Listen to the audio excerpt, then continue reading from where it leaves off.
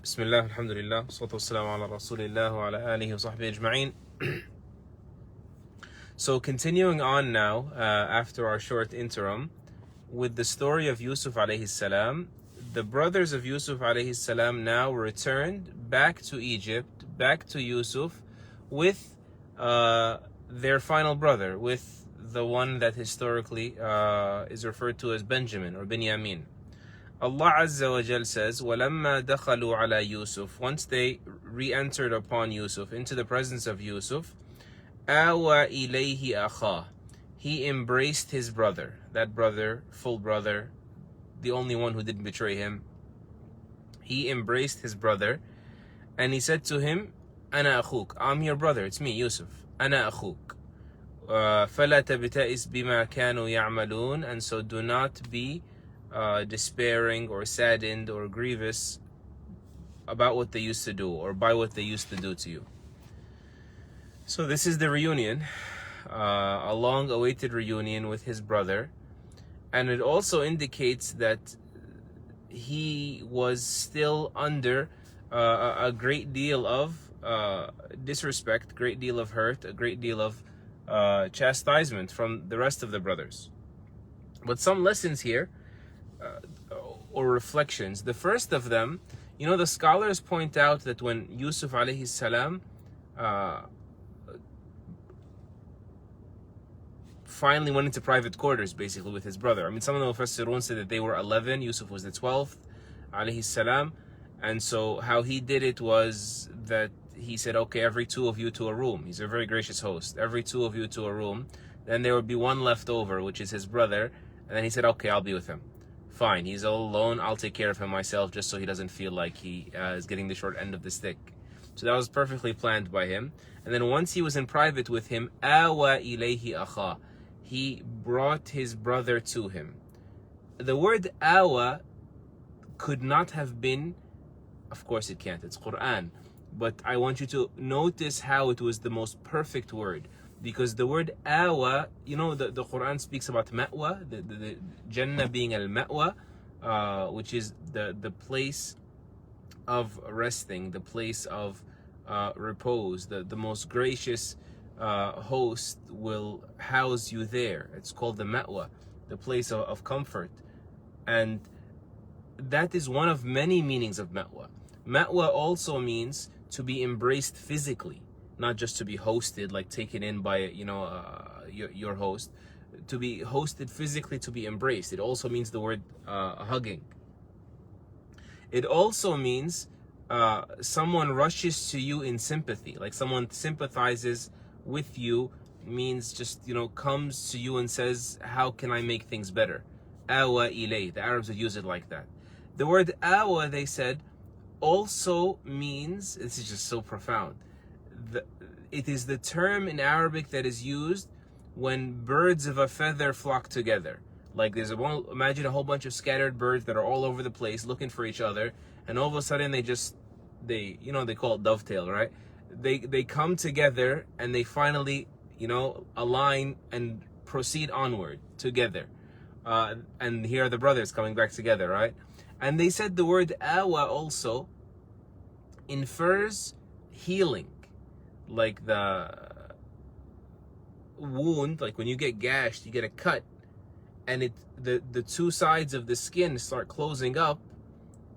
They use the word awa al-jurh, that the wound, the injury is closed up.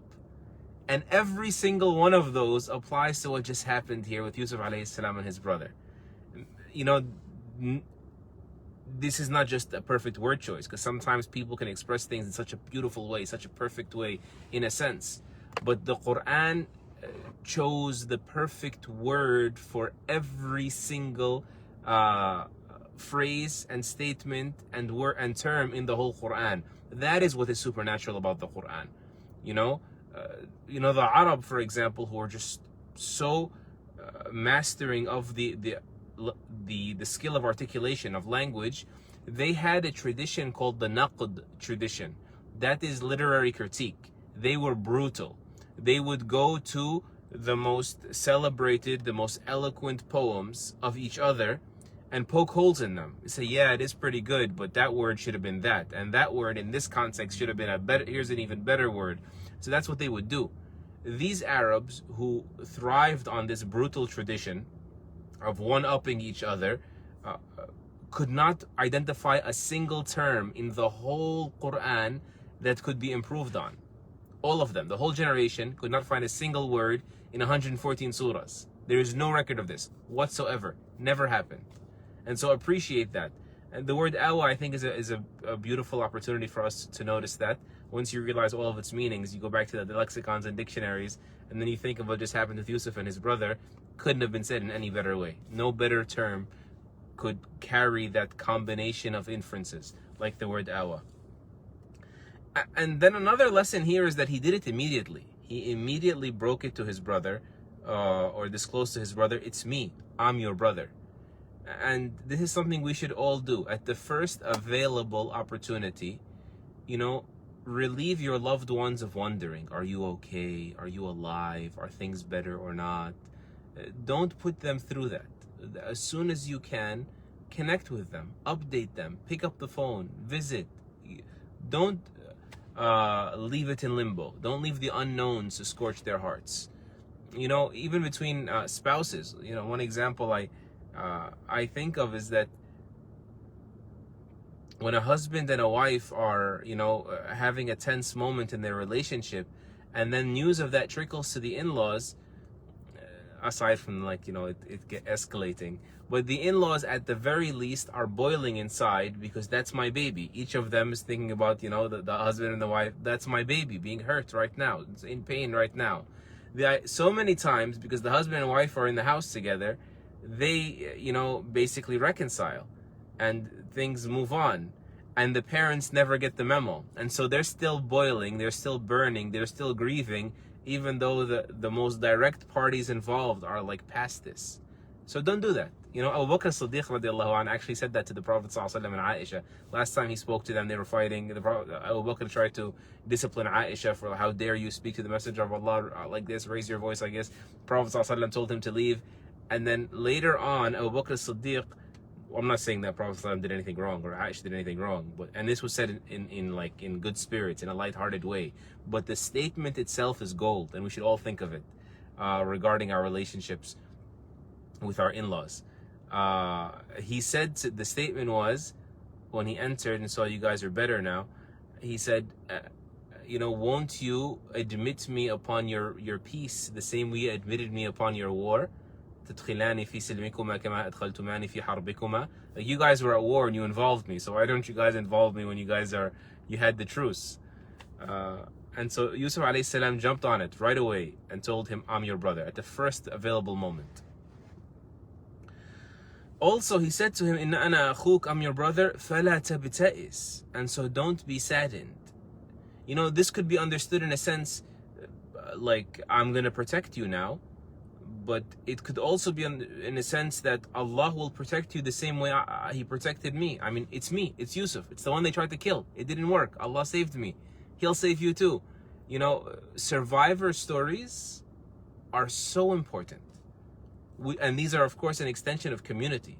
The community is so important so that we don't have to grieve alone, so that we don't have to think we're the only person going through our problems.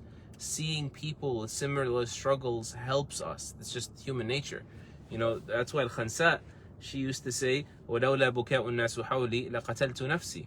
Were it not for the fact that everybody is crying around me, I would have killed myself. She's saying this, that I'm not the only person that lost the person in this battle or in this tragic incident. Likewise, grieving alone, of course, celebrating alone is also very burdensome on the heart emotionally. But he's telling him, I'm like you. I made it, so you're going to make it too. That is part of our human nature, that we want to see people who go through what we go through and have done well. And so I can do well as well. And then the next ayah goes on to say, فَلَمَّا جَهَّزَهُمْ بِجَهَازِهِمْ, and then when he provided them with their belongings, their provisions, he loaded them up again with goods, right? They come to Egypt to purchase goods.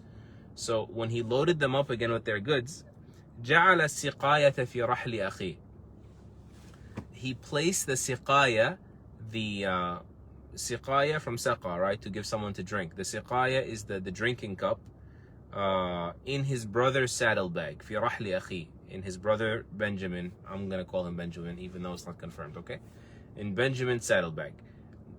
So he put it there.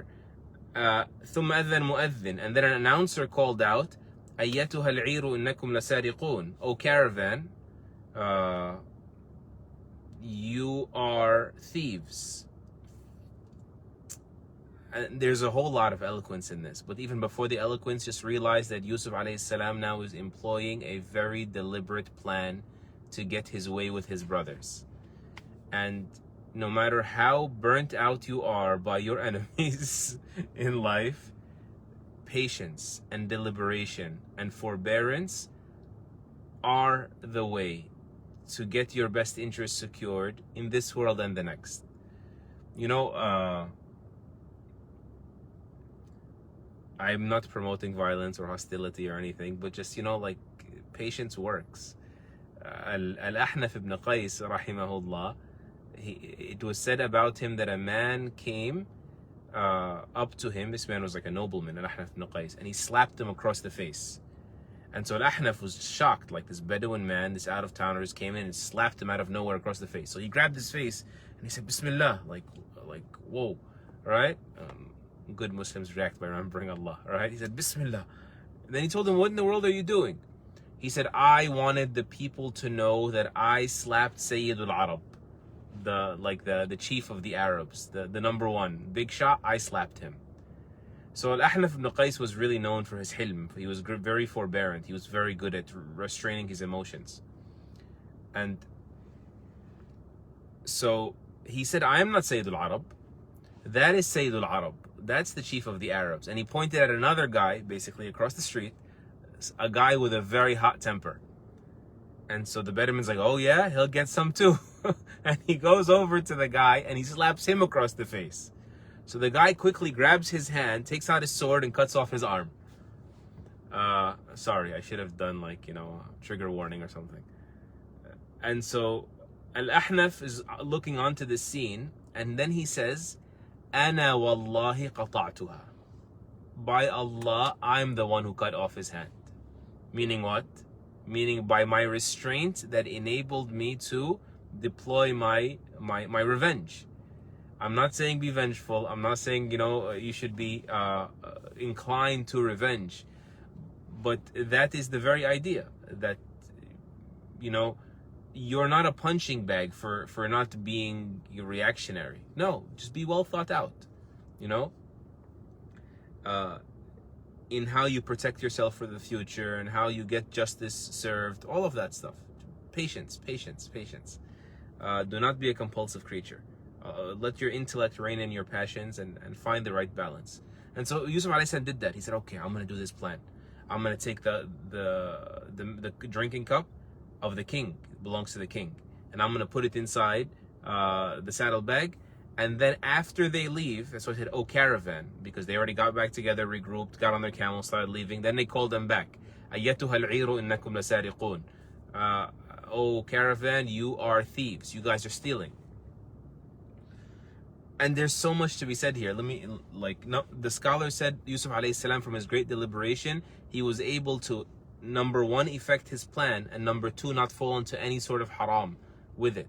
Because you think, like, first of all, as you know the story, how it's going to unfold, this is going to get pulled out of his brother's bag.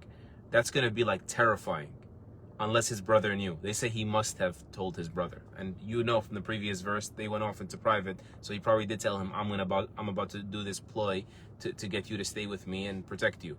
You know, another thing is, they said, well, how did he call them thieves? Wouldn't that be haram? Wouldn't that be lying? Because, you know, he's the one who put it in the bag, so it's not really true. They're not thieves. He said, well, Yusuf alayhi salam must have tiptoed out of this. You know, it wasn't haram, because either, number one, they actually are thieves because they stole Yusuf alayhi salam from his father a long time ago, or another way to explain it is that the announcer didn't know Yusuf alayhi salam's plan, so he thought they were thieves, and that's it. He said, you are thieves. the king's cup is missing, and he didn't realize that Yusuf alayhi salam is the one that put it in there. And then the verses continue. قالوا وأقبلوا عليه ماذا تفقدون. They approached it, turned back, because you're confident. Confident people don't shy away from the the questions, the tough questions, because they know they have nothing to hide. So they're walking right up to them saying, "What are you missing? What are you missing?" So they said, "نفقد صواع الملك." We are missing the king's goblet, or the measuring cup of the king. The king gave his measuring cup and said, use this basically to measure out the rations for people during this famine. So Yusuf alayhi salam was using that cup. It's called a suwa' from sa'. Sa' is, a volume of measurement. We're missing the suwa', the measuring cup that belongs to the king.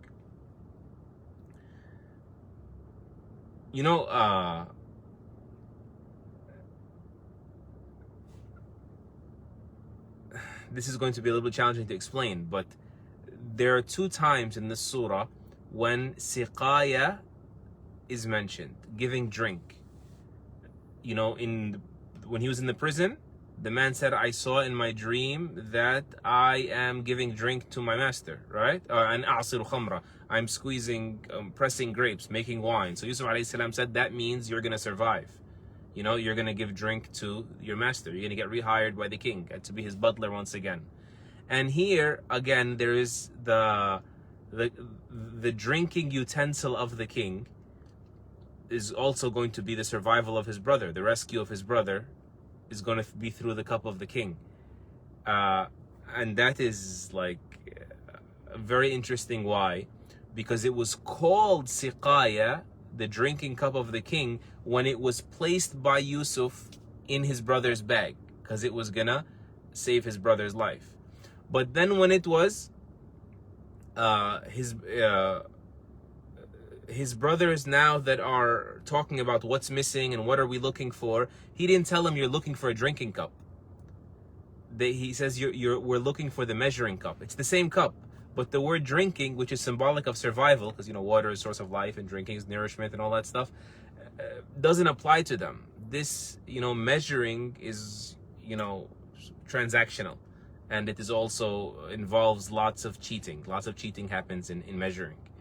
Waylun al-mutaffifin. That whole surah came down about this issue. The people that have shifty hands, they shortchange others. They have double standards in their measuring. إذا اكتالوا على الناس يستوفون وإذا كالوهم أو وزنوهم يخسرون. Double dealings in their measurements. So it is very interesting. In this set of verses, the same cup is called a siqaya when it is being inserted in the bag to rescue the brother. But then when it is about to be a reason for the brothers to be in a predicament, it's no longer called a source of drinking, it's called a measuring cup, though it's the same cup. Anyway, that's a reflection some of the scholars gave. I hope I did it justice in English. And so they said, we're missing the cup of the king. نفقد صواع الملك وَلِمَنْ جَاءَ بِهِ حِمْلُ بَعِيرٍ وَأَنَا بِهِ زَعِيمٌ. And whoever brings it forward, I'll give them an extra camel load. I'll give them a monetary reward, which is allowed, by the way, in our Sharia, the Sharia of the Prophet ﷺ. You can give someone a monetary reward or even a wage. It doesn't just have to be, like salaries, basically, and wages based on task.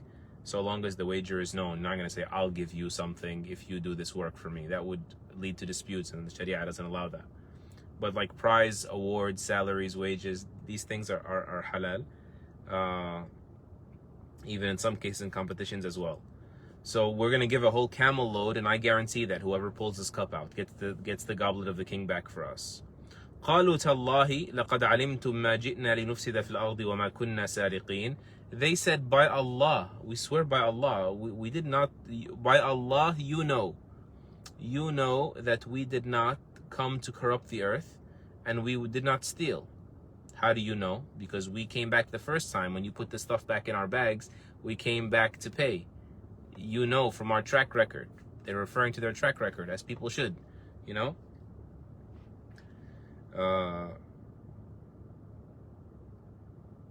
And so they returned to Egypt to pay for the first load, And also Abdullah ibn Abbas radiallahu anhum, the Sahaba, he said at this ayah, they were also particularly known even among the masses, the laymen in the streets of Egypt, to be very honest people, because when they got to the gates of Egypt, the borders of Egypt, they fastened the ropes or straps on the mouths of their camels, so their camels wouldn't just, like bend down and pick up any foods that are not rightfully theirs from the people of Egypt, from the marketplaces, from the vegetables, from the fruits, from the pastures.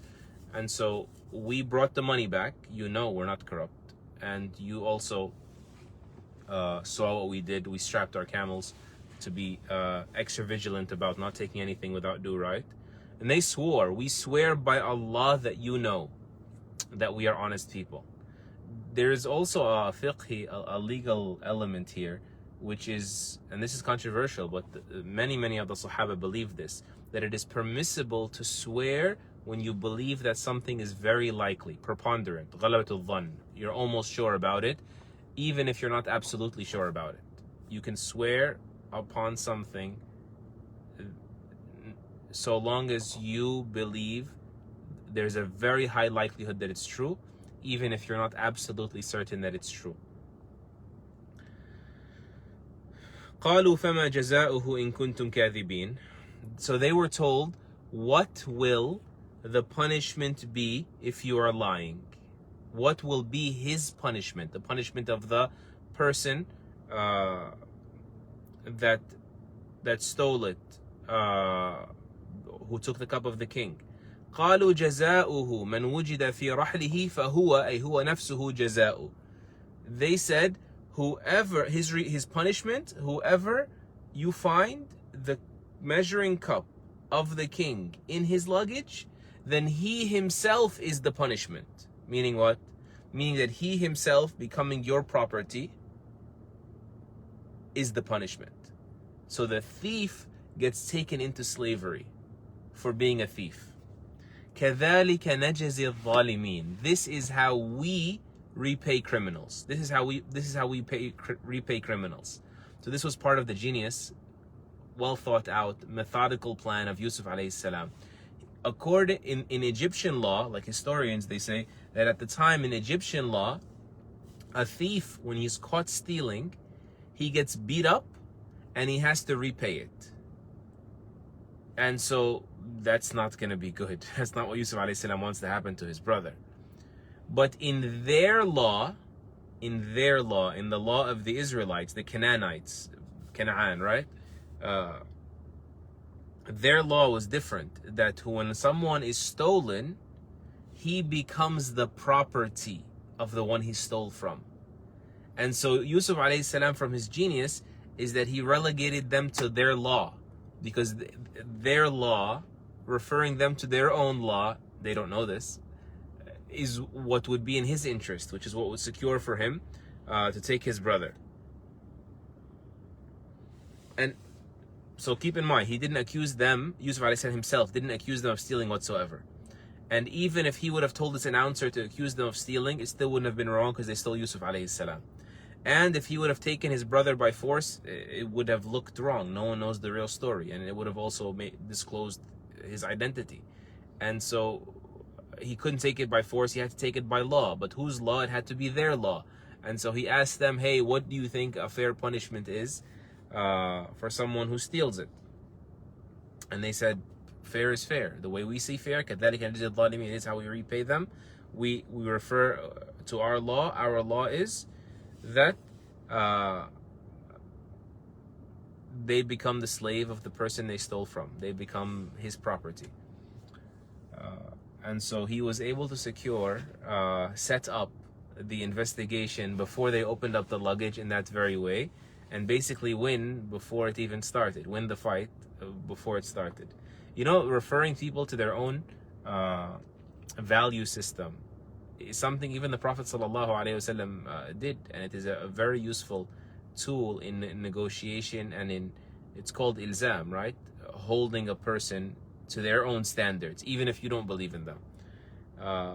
And of course, if you do, then you do. That's even better.